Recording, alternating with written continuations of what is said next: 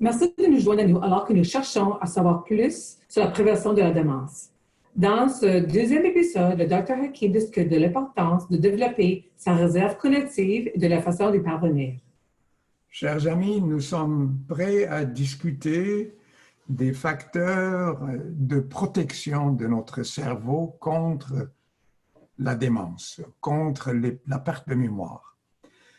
On va parler surtout de la capacité que nous possédons tous dans notre cerveau de nous protéger contre la perte de mémoire. Je parle du fait que on peut se munir de façon d'augmenter notre réserve cognitive pour qu'avec l'âge, on puisse en prendre de cette réserve-là pour nous protéger contre les problèmes de mémoire. Alors, la réserve cognitive et la différence entre notre capacité de rendement cognitif prédit par la pathologie cérébrale et le rendement cognitif réel. C'est peut-être un concept un peu compliqué que je vais essayer de simplifier en vous donnant quelques exemples.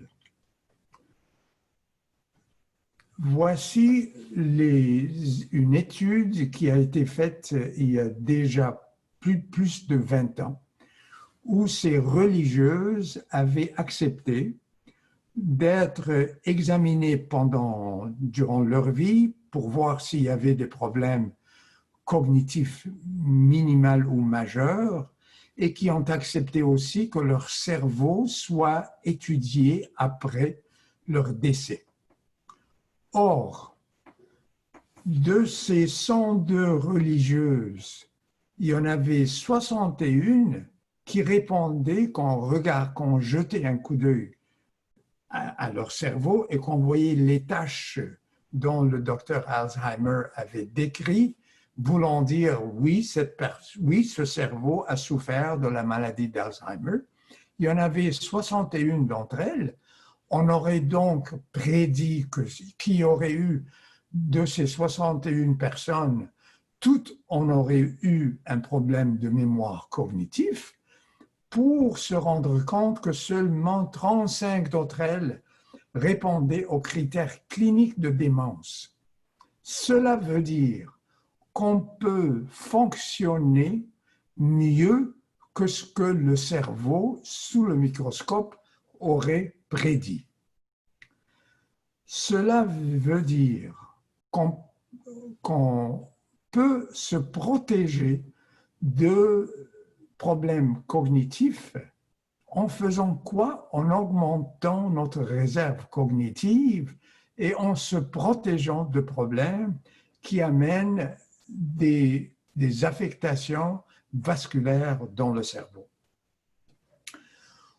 En présence de la maladie d'Alzheimer et des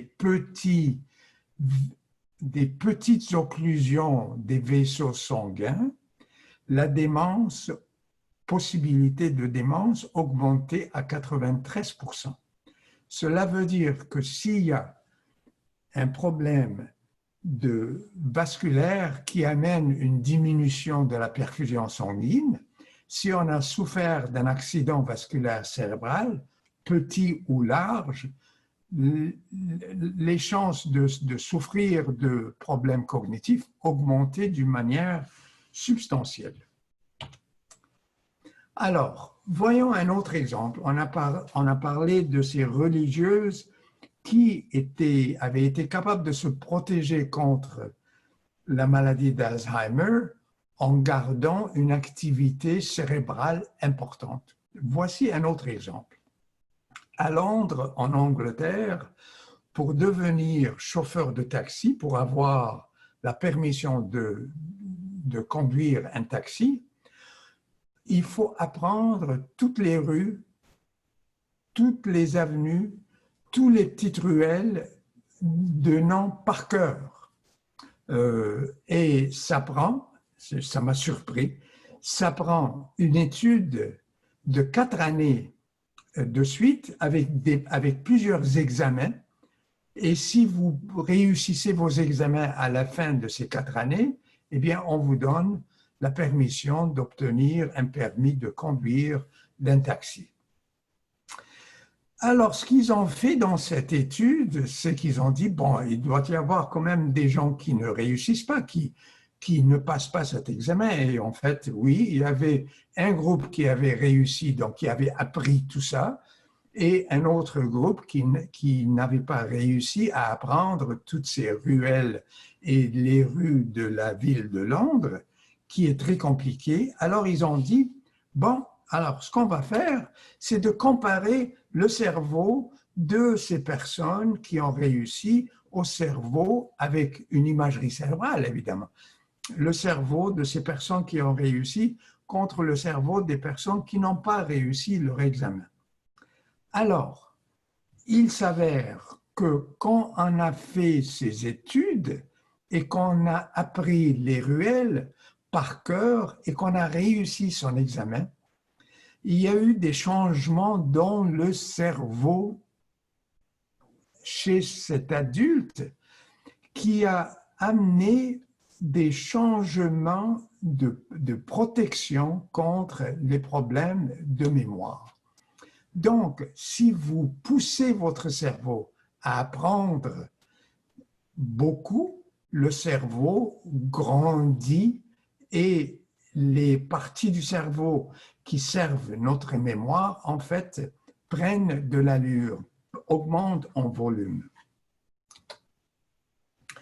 Donc, ce qu'il faut retenir de ce webinaire, c'est que le cerveau, qui fonctionne tout le temps, je dis ici, comme un moteur à 10 cylindres qui tourne avec la pédale d'accélérateur au plancher en permanence, lorsque vous marchez, vous lisez, vous mangez, vous dormez ou vous rêvez, votre cerveau fonctionne.